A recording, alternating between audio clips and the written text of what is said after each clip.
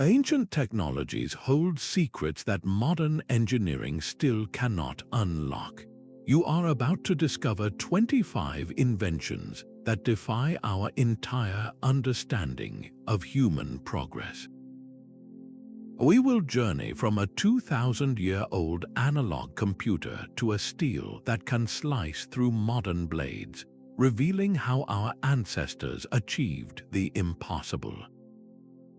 By the end, your view of history will be fundamentally changed, forcing you to wonder what other knowledge has been lost to time. How did civilizations without electricity create light or move stones heavier than our heaviest machinery? What does it say about our own society that we have forgotten more than we have learned? The precision of those ancient bronze gears is almost unbelievable. But our journey into the past does not end there. Deep within the Qutb complex in Delhi stands an iron pillar that has defied a force that consumes all metal, rust. For over 1,600 years, this 23-foot-tall column has stood exposed to sun, rain, and humid air, yet it shows not a single flake of corrosion. Modern science has analyzed its composition, finding an unusually high amount of phosphorus, which created a protective layer that shields the iron. But here is the mystery that stumps engineers today. Our contemporary furnaces cannot replicate the ancient process that achieved this perfect, accidental blend. We can identify the ingredients, but we have lost the recipe.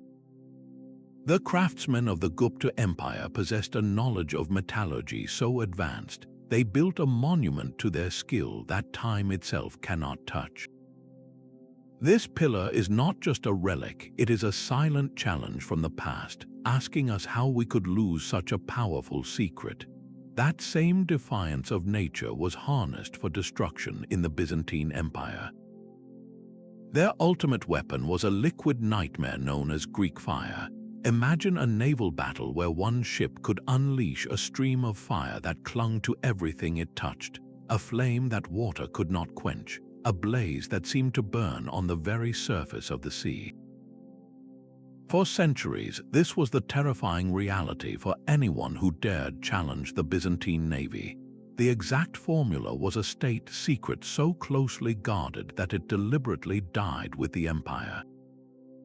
We have clues, of course. Historical accounts suggest a volatile mixture of petroleum, quicklime, and other mysterious chemicals, creating a substance that was both highly adhesive and nearly impossible to extinguish. Modern chemists and engineers have tried for decades to recreate it. They can make things burn on water, but they cannot replicate the specific, horrifying properties described in ancient texts, a flame that water seemed to fuel rather than fight. The loss of Greek fire is more than just a missing recipe. It is a stark reminder of how entire branches of knowledge can vanish. This was not just a weapon, it was a pinnacle of ancient chemical engineering, a secret so powerful its custodians chose to let it be forgotten rather than risk it falling into the wrong hands. It forces us to ask what other formidable discoveries are locked away within artifacts we have yet to fully understand. While Greek fire was a terrifying chemical weapon, another ancient creation achieved a different kind of perfection in the hands of a single warrior. Damascus steel blades are legendary, their surfaces flowing with a mesmerizing, watery pattern, yet they were far more than just beautiful. These swords were said to be so sharp they could slice a silk scarf floating in the air, and so tough they could hack through an opponent's blade without losing their edge. The secret was not just in the design, but in the very structure of the metal itself. The steel began as woots, a high-carbon steel forged in India, which was then painstakingly worked by master smiths in the Middle East. They employed a specific, and now lost, cycle of heating and cooling that unlocked properties we are only just beginning to comprehend. When modern scientists placed a fragment of an authentic Damascus blade under an electron microscope, they were stunned. Embedded within the metal were carbon nanotubes, structures so advanced we consider them a product of modern nanotechnology. These tiny tubes, formed over centuries ago, gave the steel its incredible combination of hardness and flexibility.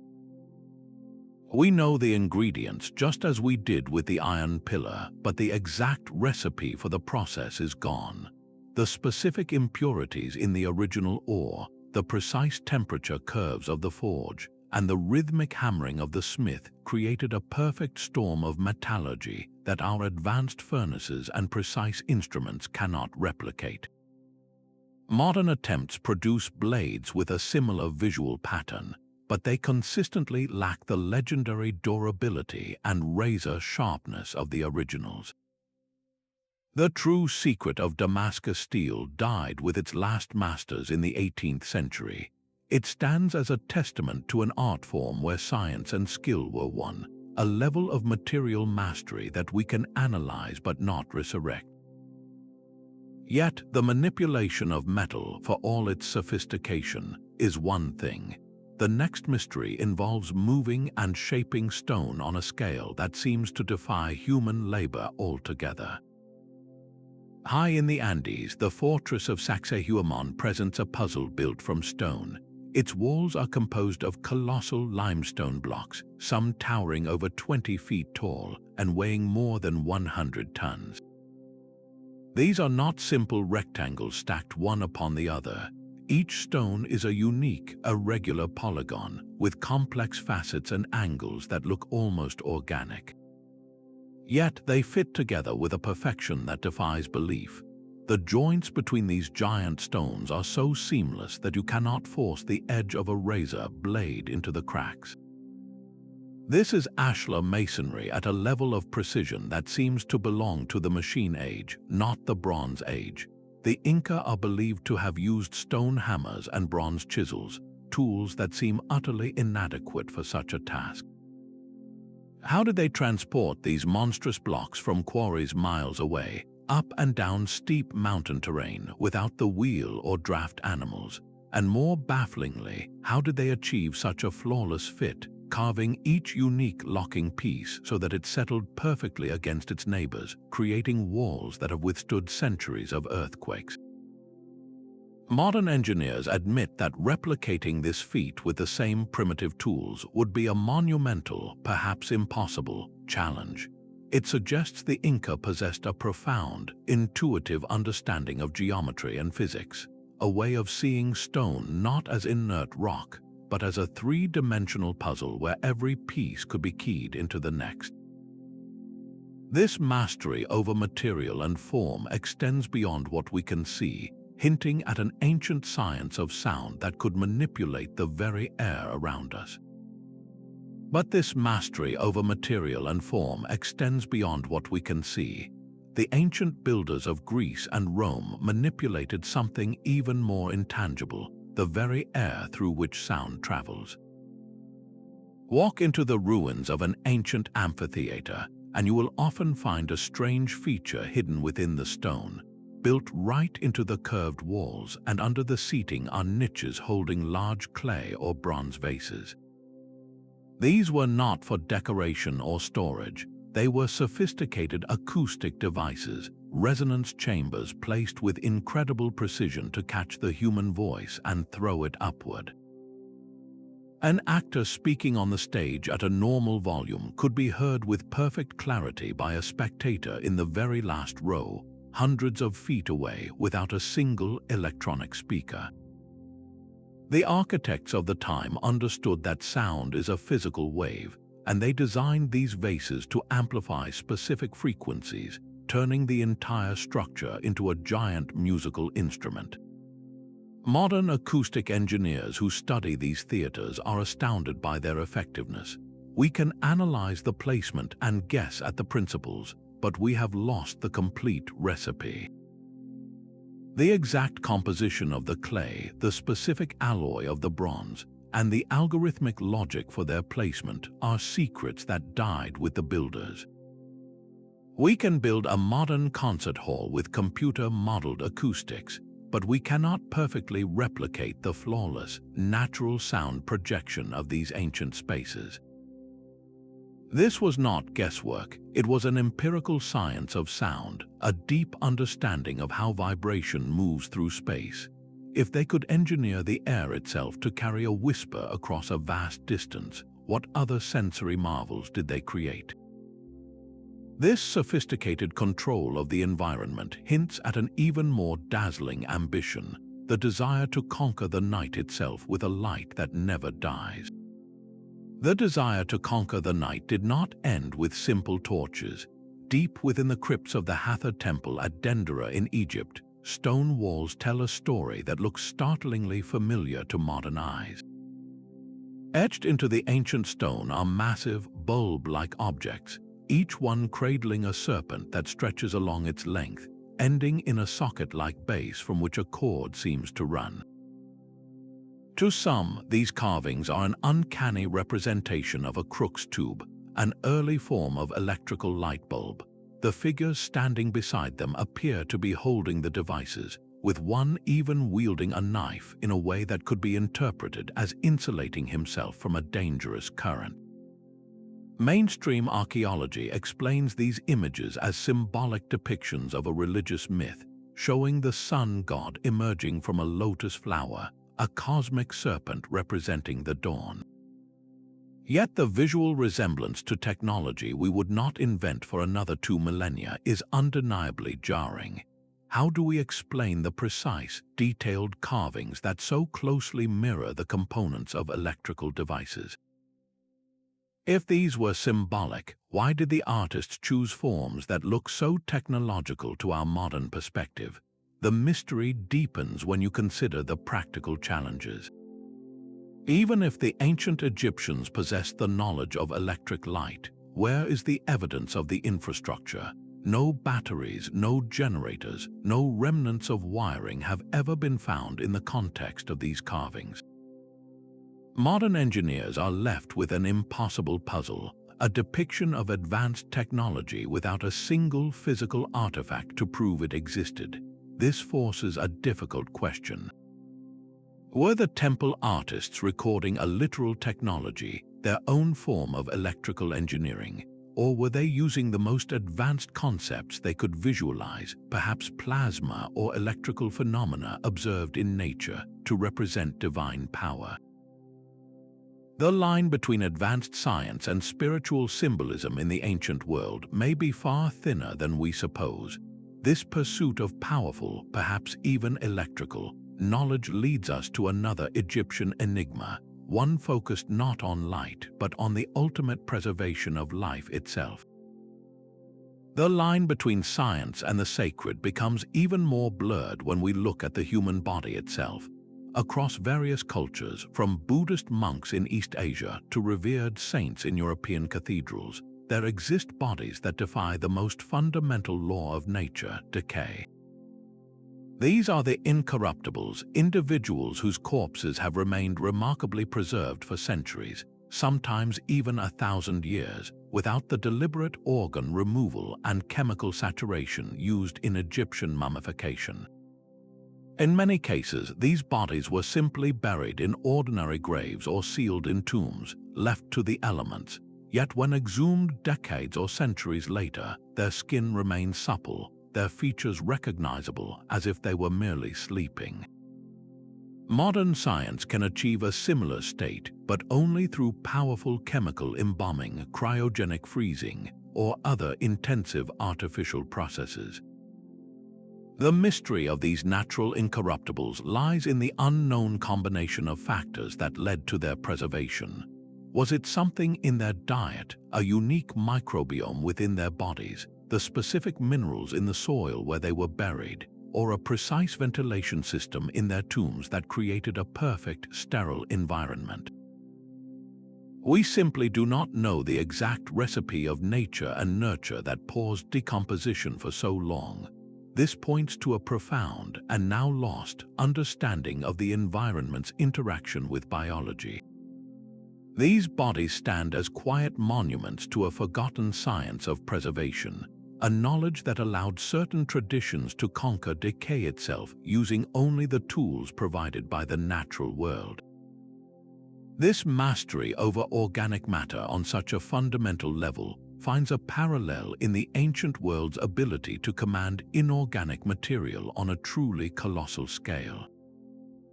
The challenge of moving colossal weight finds one of its most dramatic expressions on a remote island in the Pacific. Easter Island is home to the moe, those enigmatic stone giants with stoic faces gazing inland. Carved from compressed volcanic ash, these statues are monumental in every sense, with the largest standing over 30 feet tall and weighing an astonishing 82 tons. Their journey was just as incredible as their creation.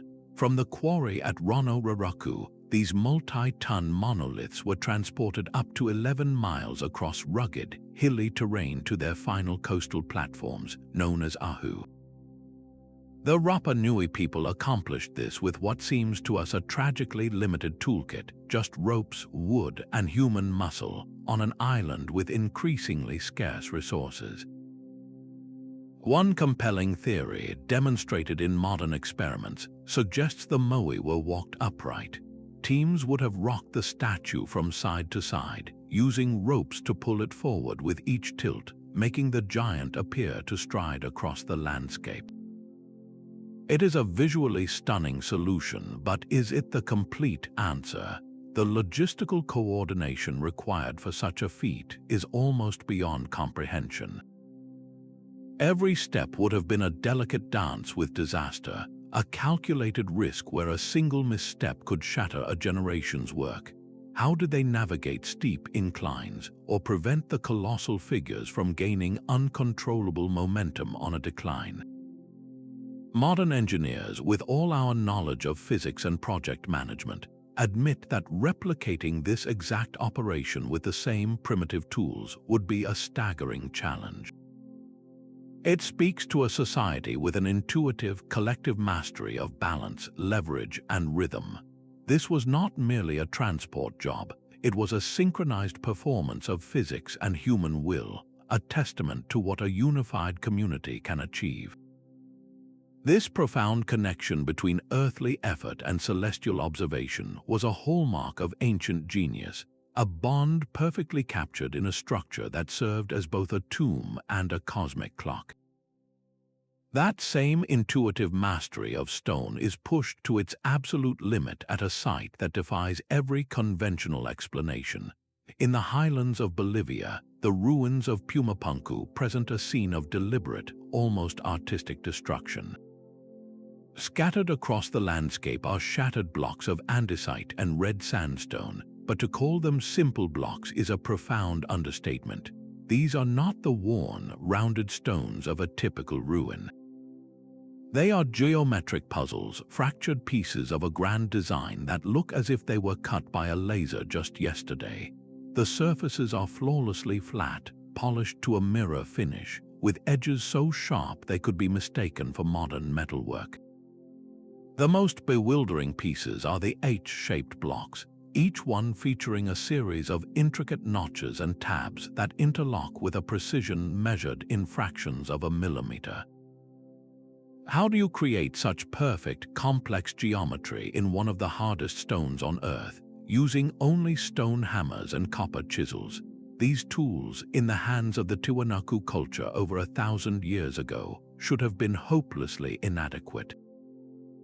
A modern stonemason with diamond-tipped saws and computer-guided machinery could replicate the precision, but not with the primitive tools ascribed to these ancient builders. The method remains a complete mystery, suggesting a lost technology, a process for working stone that was as advanced as the design itself. This baffling precision in hard stone finds a strange parallel in the ancient world's masterful manipulation of a much softer, but equally enigmatic material, one that could capture light itself and bend it to their will.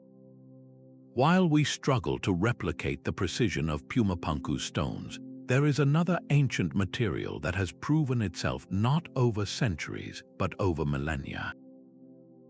Roman concrete stands as a silent, unshakable monument to an empirical genius for chemistry. Our modern concrete, a marvel of industrial production, begins to crack and crumble after just a few decades, especially when exposed to the relentless punishment of seawater. Yet the Roman harbors, submerged in the Mediterranean for 2,000 years, are not just intact, they have actually grown stronger. The secret was in a revolutionary recipe. The Romans mixed lime and volcanic ash, then added seawater to trigger a spectacular chemical reaction.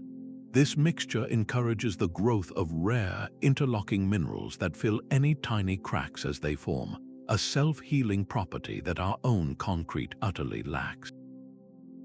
Modern engineers are only now beginning to grasp the principles, incorporating volcanic ash into some specialty mixes.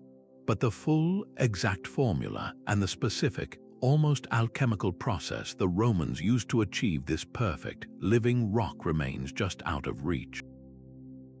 This was not a lucky accident. It was the result of deep, observational science, a mastery over materials that allowed an empire to build for eternity. That same profound understanding of the natural world extended from the mineral kingdom to the organic, producing textiles of legendary resilience. That same defiance of nature was harnessed for destruction in the Byzantine Empire. Their ultimate weapon was a liquid nightmare known as Greek fire. Imagine a naval battle where one ship could unleash a stream of fire that clung to everything it touched, a flame that water could not quench, a blaze that seemed to burn on the very surface of the sea. For centuries, this was the terrifying reality for anyone who dared challenge the Byzantine navy. The exact formula was a state secret so closely guarded that it deliberately died with the empire. We have clues, of course. Historical accounts suggest a volatile mixture of petroleum, quicklime, and other mysterious chemicals, creating a substance that was both highly adhesive and nearly impossible to extinguish. Modern chemists and engineers have tried for decades to recreate it. They can make things burn on water, but they cannot replicate the specific, horrifying properties described in ancient texts, a flame that water seemed to fuel rather than fight. The loss of Greek fire is more than just a missing recipe. It is a stark reminder of how entire branches of knowledge can vanish. This was not just a weapon, it was a pinnacle of ancient chemical engineering, a secret so powerful its custodians chose to let it be forgotten rather than risk it falling into the wrong hands. It forces us to ask what other formidable discoveries are locked away within artifacts we have yet to fully understand. The glowing green cup in your hand suddenly transforms, its color shifting to a deep, translucent red as you lift it toward a candle. This is not a scene from a fantasy film, but the real magic of the Lycurgus Cup, a Roman artifact from the 4th century. Crafted from a single block of glass, this cage cup is a stunning enigma. Its color changes depending on the light, glowing jade green when lit from the front, but burning a brilliant, fiery red when a light source is placed behind it. For centuries, this was seen as a beautiful curiosity, a trick of the light, but the truth is far more incredible. The Roman artisans who made this cup were masters of nanotechnology. They had discovered how to impregnate their glass with a precise colloidal suspension of gold and silver particles, each one measuring only about 50 nanometers across. That is 1,000 times smaller than the width of a human hair. These nanoparticles scatter light in a specific way, creating the dichroic effect we see today. Modern science only unraveled this principle in the 1950s, and we can now create dichroic glass in laboratories, yet the Roman method remains a profound mystery. How did they achieve such a perfect, consistent dispersion of these microscopic metals without the controlled environment of a modern furnace, without electron microscopes to verify their work? They were manipulating matter at an atomic scale, creating a specific optical phenomenon through a process that was clearly deliberate, not accidental. This was not alchemy or lucky guesswork. It was a lost science of light and material, a technology that feels utterly out of place in the ancient world. It forces us to reconsider the entire timeline of human discovery. If they could command the very behavior of light with such precision, what other secrets of the human body did they unlock? That same mastery over material found its most daring application not in stone or steel, but in the human body itself. Skulls from prehistoric Peru and ancient Europe reveal a shocking practice: holes meticulously drilled or cut into the living cranium. This is trepanation, one of the oldest known surgical procedures, and the evidence of its success is written in bone. We can see the smooth, healed edges around the openings, proof that the patient lived for years after this brutal operation. How was this even possible without modern medicine? The mystery is not just the act of cutting, but the entire medical protocol that surrounded it. What did they use for anesthesia to render a person unconscious and immobile during such a traumatic procedure? Herbal concoctions, perhaps, but which ones and in what potent combinations? How did they prevent lethal infections in an open wound, using only what the natural world provided? And with what precise tools, made of obsidian or bronze, did they perform such delicate work, navigating the thin line between relieving pressure on the brain and causing catastrophic damage or death? Modern neurosurgeons, with their sterile operating theaters and advanced imaging, acknowledge the sheer skill and audacity required. To replicate the survival rates of these ancient practitioners using only primitive tools and without a formal understanding of germ theory would be a monumental and likely unsuccessful challenge. This was not mere butchery. It was a lost empirical science of medicine, a deep, hard-won knowledge of anatomy, botany, and human resilience passed down through generations. This surgical bravery required a society stable enough to support such specialized knowledge, a civilization with the foresight to plan for the health and survival of its people on a grand scale. This surgical bravery required a society stable enough to support such specialized knowledge, a civilization with the foresight to plan for the health and survival of its people on a grand scale. That same foresight, applied to the most fundamental resource of all, water, gave rise to one of history's most enduring and ingenious technologies. In the heart of ancient Persia, over 3,000 years ago, engineers began a quiet war against the desert. Their weapon was not a sword but a shovel, and their creation was the Cant.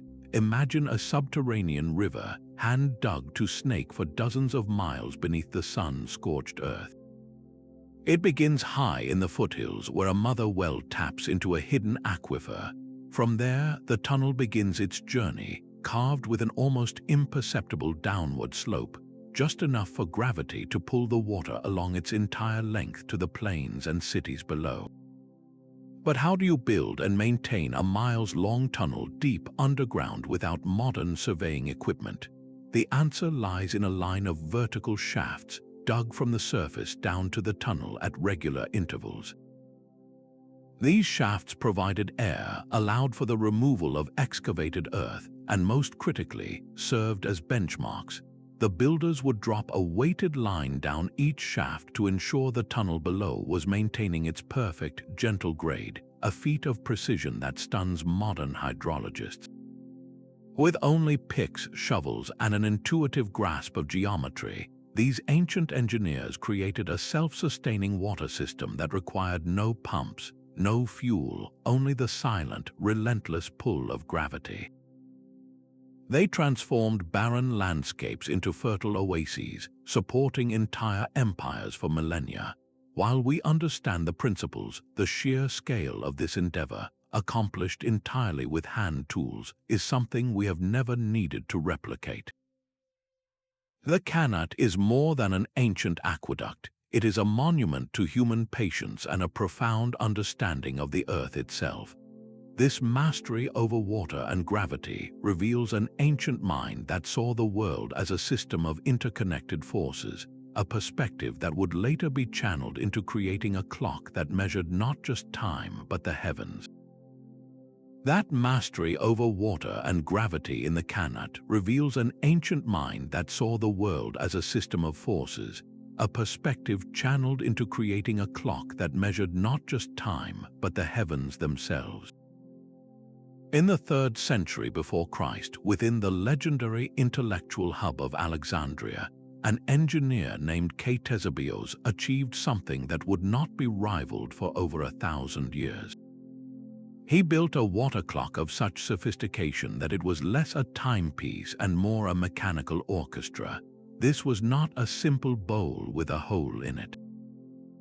Ctesibios designed a system with a constant level reservoir, ensuring a perfectly steady flow of water into the measuring vessel, eliminating the errors that plagued simpler water clocks as their main tank emptied. This single innovation demonstrated a profound grasp of hydrostatics, the branch of physics dealing with liquids at rest. But he did not stop there. His clepsydra incorporated automated alarms, ringing bells at set intervals, and elaborate displays with moving figures that acted out mythological scenes as the hours passed. It was a feedback system built from gears, floats, and siphons, a mechanical brain that translated the relentless drip of water into a spectacle of information and art. We understand the principles today, but modern engineers are humbled by the challenge of recreating its consistent accuracy using only the materials and tools of the Hellenistic period. The exact designs and, more importantly, the calibration methods for fine-tuning such a complex hydraulic machine are lost. How did they achieve such reliable tolerances in their metalwork and woodwork? How did they diagnose and correct for friction and wear without precision instruments? The clock of Ctesibios stands as a monument to a different kind of genius, not just brute force engineering, but a delicate, systematic intelligence. This brilliant synthesis of art and science, of measuring earthly time, was inevitably turned toward the sky, where ancient cultures mapped the cosmos with a precision that remains baffling. High on the arid plains of Peru, the desert floor becomes a canvas for giants. The Nazca lines are a gallery of staggering scale, where spiders, hummingbirds, and monkeys hundreds of feet across are etched into the landscape, their forms visible in full only from the sky. This is the central paradox of the Nazca. How did a people who never saw their work from above create art that only makes sense from an aerial perspective? The methods they used to design and execute these geoglyphs remain one of the world's greatest puzzles in project management and geometry. They did not have theodolites or laser levels. They are believed to have used simple tools, wooden stakes, and lengths of cord to plot out these immense figures and the miles-long straight lines that accompany them. The precision is breathtaking. A line stretching for 5 miles across uneven terrain will deviate by no more than a few feet from its intended path. To achieve this, the Nazca must have possessed an almost supernatural sense of alignment, using the positions of the sun, or perhaps distant mountain peaks, as their fixed reference points. For the complex animal figures, the challenge was even greater. They likely scaled up small models using a grid system, transferring the design point by point to the vast desert floor. But this only deepens the mystery. How did they maintain perfect proportionality across such a massive grid without a single commanding viewpoint to check their work? Every person on the ground would only see a small section of a trench or a pile of stones, a tiny fragment of the whole. The creation of the Nazca lines required a shared vision executed with the precision of a master surveyor, a society capable of organizing labor and knowledge to create something that was, for them, fundamentally invisible. This collective effort to build the unimaginable finds a strange echo in the creation of ancient cities that seem to defy the very limitations of their environment. That celestial precision, mapping the heavens onto the desert floor, finds its ultimate expression in the silent, looming form of the Great Pyramid of Giza. Its four faces are aligned to the four cardinal directions with an accuracy that borders on the impossible, a deviation from true north of less than 1/15th of a single degree. To grasp the scale of this achievement, consider that this is a structure whose base covers over 13 acres.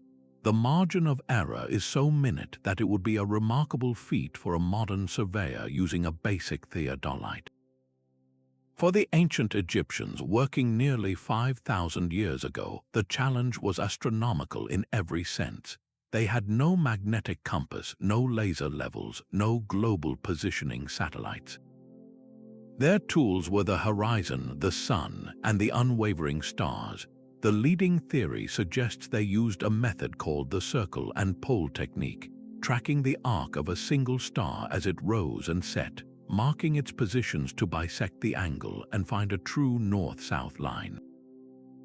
But the practical execution of this on such a colossal scale, transferring that celestial line across hundreds of feet of rugged limestone bedrock without a single misstep, is a logistical puzzle we have yet to fully solve.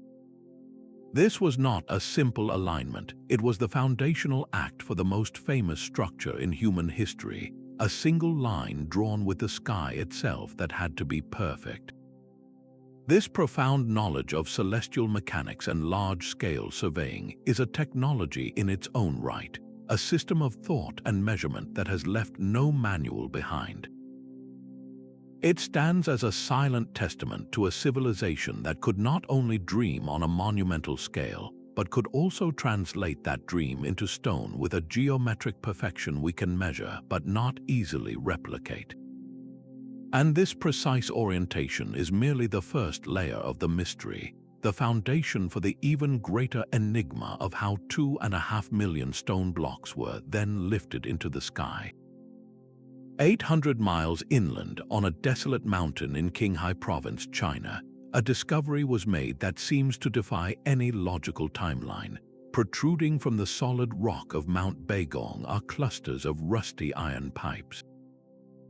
These are not random, twisted shapes. They are tubes of uniform diameter, some as narrow as a toothpick, others wider than a tree trunk, running in what appears to be purposeful lines.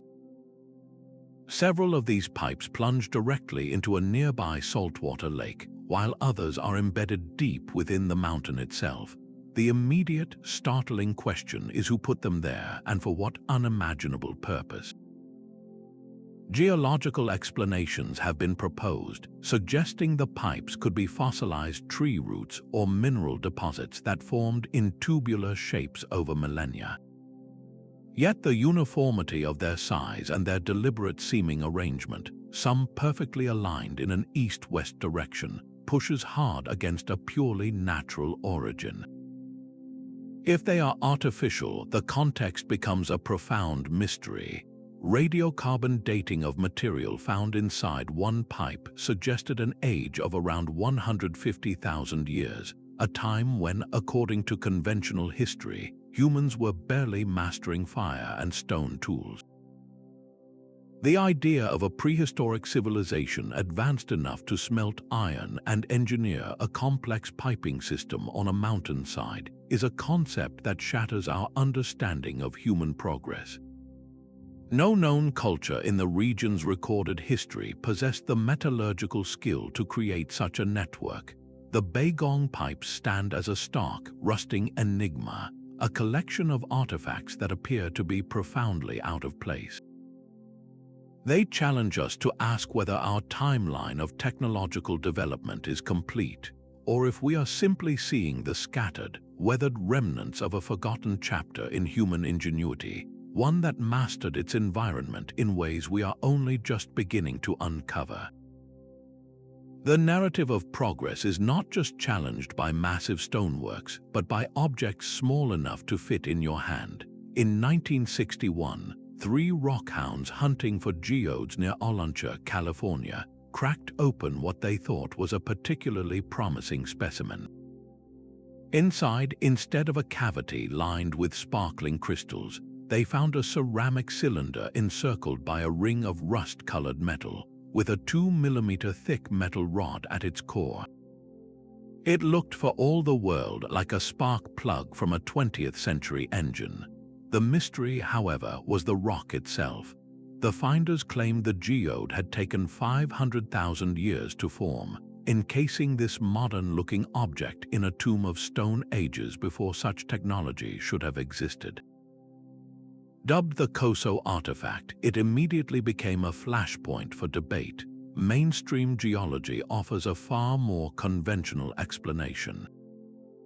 The object is almost certainly a champion spark plug from the 1920s, and the encasement is not a true geode but a hard concretion of rust and mineral deposits that can form surprisingly quickly around a metal object, especially in the right mineral-rich conditions. Yet, for those who question the established timeline, the artifact remains a potent symbol. If it were genuinely ancient, its implications would be catastrophic for our understanding of history.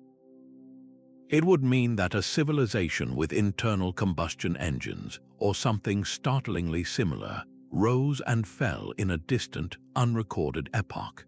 Modern science cannot reconcile such an object with the fossil and archaeological record, not because we lack the engineering to build a spark plug, but because its existence in deep time would force us to rewrite the entire story of humanity. The Coso artifact, whether a modern misidentification or not, taps into a deep-seated unease about the fragility of knowledge. It embodies the haunting possibility that advanced technologies can arise, flourish, and vanish without a trace, leaving behind only the most enigmatic and disputed clues. This unsettling thought of lost power sources leads us directly to the most famous battery that should not be. The quiet hum of electricity feels like a uniquely modern sound, but what if that energy was harnessed in the workshops of ancient Mesopotamia? Among the dusty artifacts unearthed near Baghdad lies a collection of objects that refuse to fit neatly into our historical timeline. A simple clay jar, sealed with an asphalt stopper, contains a rolled copper sheet and an iron rod, isolated from each other by the very plug that holds them in place. To the German archaeologist Wilhelm Koenig, who studied them in the 1930s, their arrangement was uncannily familiar. He saw a primitive battery, a galvanic cell. When experiments were conducted, filling a replica jar with an acidic electrolyte like vinegar or grape juice, the result was a small but measurable electric current, around 1 to 2 volts. This is not enough to light a bulb, but it could produce a faint tingle or, more intriguingly, facilitate a process known as electroplating, where a thin layer of gold or silver is transferred onto another metal surface using an electric charge. Small, gilded artifacts from the same period and region have been found, and while their decoration was always attributed to mercury gilding, the possibility remains tantalizing. Yet here is where modern engineers hit a wall of silence. We can confirm the objects can generate power, but we cannot confirm they ever did. No wires have been found, no electrodes, no conclusive evidence that these jars were ever connected in a series to boost their voltage for a practical task. The low, singular output seems almost useless to us. Was it a power source for electroplating, a medical device for delivering mild shocks to soothe muscle pain, or perhaps something more ritualistic, a way to create a mysterious, tingling sensation in a religious ceremony? The Baghdad Battery stands as a profound what-if. It is a functional device in search of a purpose, a spark of modern understanding found 2,000 years too early. It proves that the fundamental principles of electricity were within reach of ancient minds, leaving us to wonder if they discovered a power they themselves did not fully comprehend. a fleeting grasp of a force that would one day reshape the world. The desire to communicate through symbols is a fundamental human impulse, yet one small clay disc from the ancient world carries a message that has stubbornly refused to be delivered. Unearthed in the palace of Phaistos on the island of Crete, this fired clay artifact dates back to the 2nd millennium before Christ. Its surface is a captive spiral of mystery, covered on both sides with 241 symbols arranged in groups marching from the outer edge inward. We see human figures walking, heads with elaborate plumes, birds in flight, and a multitude of objects from the natural and man-made world. Each symbol was not carved by hand, but stamped into the soft clay with pre-formed punches before the disc was fired, a method that feels startlingly modern.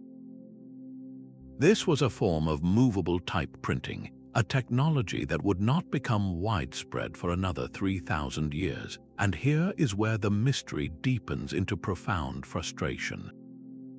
Why was this brilliant, replicable technique used for this single object and then apparently abandoned forever? No other examples have ever been found in Minoan culture. The disc is a technological island in a sea of handwritten scripts. Linguists have tried every tool at their disposal to crack its code, treating it as a syllabary, an alphabet, or a logographic script. They have applied statistical analysis and computational models, searching for patterns that could unlock a prayer, a story, or a royal decree, but every attempt has failed. The sequence of symbols remains silent. Without a bilingual text, a Rosetta Stone for this unique object, the context is irrevocably lost. We cannot replicate the message because we do not possess the language, and we cannot understand the technology's purpose because it appears as a sudden, isolated flash of genius. The Phaistos Disc is more than an undeciphered text. It is a frozen moment of innovation, a single idea that was either too far ahead of its time or whose purpose died with its creator. It stands as a stark reminder that communication requires a shared key, and that the most advanced technology is useless if the world is not ready to receive its message. The silent persistence of the Phaistos Disc finds a strange and modern echo in a Florida swamp, where one man's obsession proves that the mystery of moving massive weight did not end with the ancients.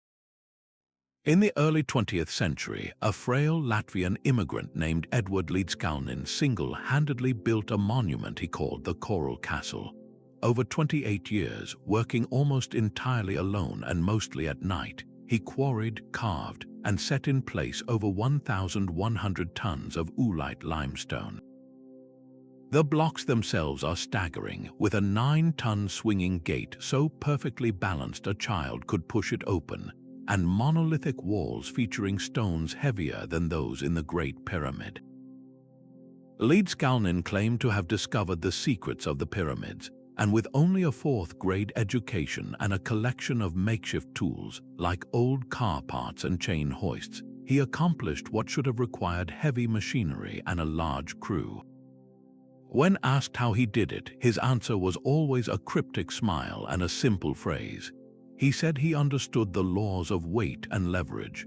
Modern engineers have studied the site for decades, proposing elaborate systems of counterweights, block and tackle, and pivots in buried pits. They can explain the principles, but they cannot replicate the result with the same primitive equipment and solitary manpower. How did a man of his sleight maneuver a 25-ton block into place? The most baffling aspect is that no one ever saw him do the actual moving. He would often work concealed behind a screen of old carpets, and when he needed to relocate his entire castle 10 miles away, he simply hired a truck. The driver reported that Lycurgus always made him wait out of sight while the stones were somehow already loaded onto the trailer. This is not ancient history, it is a mystery from the era of the automobile. The Coral Castle stands as a modern monument to a lost secret, a personal, physical genius that one man took to his grave. it forces a humbling question. If a single person in the last century could achieve what our modern engineering cannot easily explain, what does that say about the collective power of an entire ancient civilization focused on a singular, impossible goal? Even the grandest dreams of the ancient world could defy the harsh logic of the desert. The Hanging Gardens of Babylon stand as a legend so powerful it is counted among the original 7 wonders, yet they exist only in the words of historians who wrote centuries after their supposed glory. These accounts describe a stunning artificial mountain of terraced gardens, rising high above the flat plains of Mesopotamia, a lush, green waterfall of vegetation kept alive by a complex irrigation system. The very concept was an act of defiance, a declaration that human ingenuity could create paradise in the heart of an arid landscape. Ancient texts suggest the use of a screw-like device, a precursor to the Archimedes screw, to lift water from the Euphrates River to the very top of the structure, where it would then cascade down through channels to nourish every level. This was a closed-loop ecosystem built from stone and mortar. Yet here is the profound mystery that haunts archaeologists and engineers alike. Despite extensive excavations at the site of ancient Babylon, no definitive physical evidence for the gardens has ever been found. There are no foundation stones arranged for a massive terraced structure, no traces of an elaborate water-lifting system, no unusual soil deposits that would suggest such a vast, concentrated garden. This absence has led to endless debate. Were the gardens purely a poetic invention, a piece of political propaganda meant to glorify a king? Or did they exist in a different location entirely, their true story lost to time? If they were real, the engineering challenge would have been staggering. Recreating such a water-intensive marvel using only the tools and materials of the era would be a project of almost foolish ambition for a modern engineer. The historical descriptions give us the dream, the vision of a green oasis in the sky, but they provide none of the specific technical details, the precise blueprints for the pumps, the waterproofing, or the structural supports needed to make it work. The Hanging Gardens represent the ultimate test of ancient engineering, a dream of merging nature and technology on a colossal scale. While their physical form remains elusive, that same drive to master and beautify the material world found undeniable expression in the solid, lasting brilliance of their metalwork. That quest for the perfect blade finds its echo in the frozen north, where Viking warriors wielded a weapon that should not have existed. Forged between the 9th and 11th centuries, the Ulfberht sword was the superweapon of its age. In a time when most European blades were brittle, low-carbon iron that could shatter upon a heavy blow, the Ulfberht was a revelation. Its steel was so pure and strong that it was both incredibly hard and surprisingly flexible, a combination that gave its owner a terrifying advantage on the battlefield. The secret was in its composition, a high-carbon crucible steel with a carbon content nearly 3 times that of its contemporaries. This was not just a better sword, it was a different class of material altogether. The mystery, however, is not just the what but the how and the where. The raw material, this miraculous crucible steel, had to come from somewhere.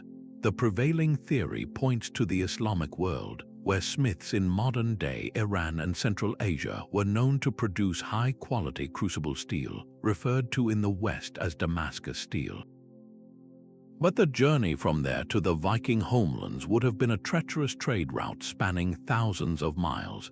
Did Viking traders brave this immense distance to bring back these precious steel ingots, or did they somehow acquire the knowledge to produce it themselves? A secret they then guarded as fiercely as the swords they made.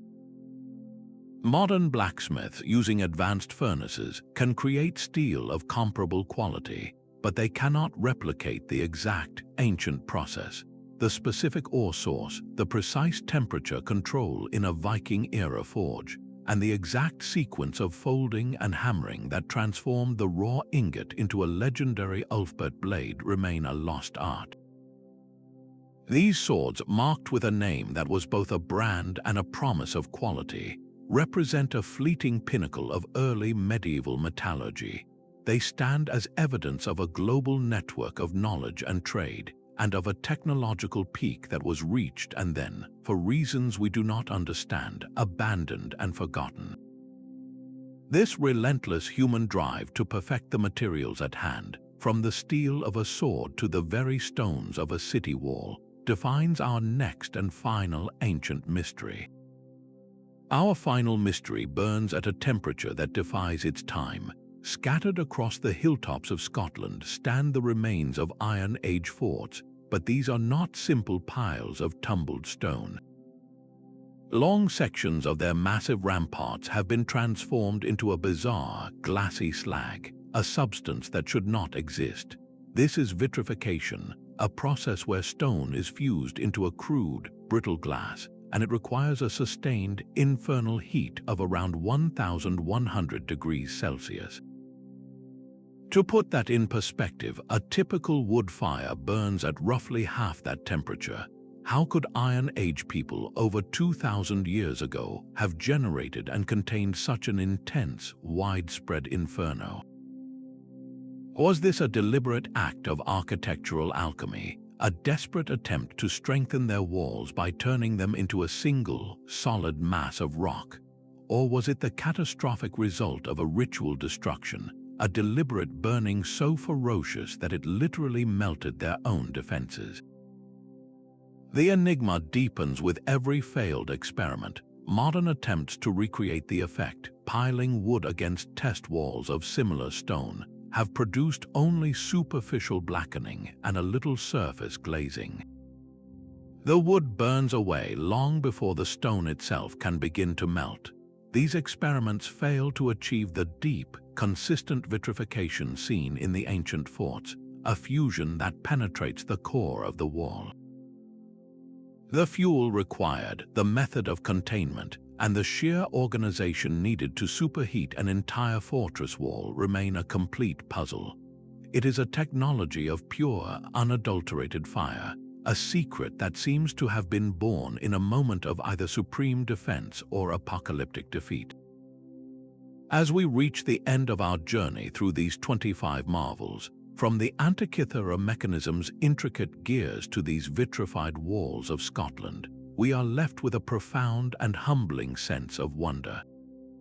Each mystery, a stubborn artifact that refuses to bow to our modern explanations, forces a pressing question about our own legacy. If civilizations capable of such brilliance could lose their most advanced knowledge so completely, what does that say about the permanence of our own technological world? These are not merely footnotes in history. They are beacons from the past, reminding us that human ingenuity has always reached for the impossible, and that the greatest secrets are often the ones we have forgotten. These scattered marvels are not isolated accidents. When you lay them side by side, a disturbing pattern emerges from the dust. Human history, as we are taught, is a straight line, a steady march from primitive tools to sophisticated machines. But these 25 technologies tell a different story, one of brilliant flashes of light followed by long periods of profound darkness. Our timeline is not a clean upward slope. It is a jagged line punctuated by peaks of achievement so high we struggle to see their summits, and valleys of forgetting so deep that entire disciplines of knowledge vanished without a trace. We can point to specific events that caused some of this loss, of course. The burning of the Library of Alexandria, the collapse of the Roman Empire, the secretive nature of craft guilds that guarded their recipes like state secrets. These are the easy explanations, but they do not fully account for the sheer depth of the regression. How do you forget how to make a concrete that heals itself, or a steel that contains nanotechnology? How does the formula for a fire that burns on water simply evaporate from human memory? the scale of the loss suggests something more fundamental than a few tragic fires or fallen empires. It hints that these ancient societies operated on a different technological paradigm altogether. Their approach to science was not the compartmentalized, specialized field we know today. It was likely a holistic endeavor, a seamless fusion of empirical observation, deep spiritual philosophy, and an intuitive connection to the natural world. The master smith who forged a Damascus blade was not just a metallurgist, he was an artist and a philosopher of fire. The engineer who built the pyramids was not just a surveyor, he was an astronomer and a priest.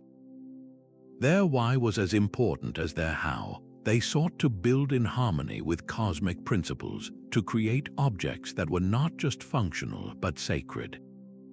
We have perfected the science of the component, but they may have mastered the art of the system.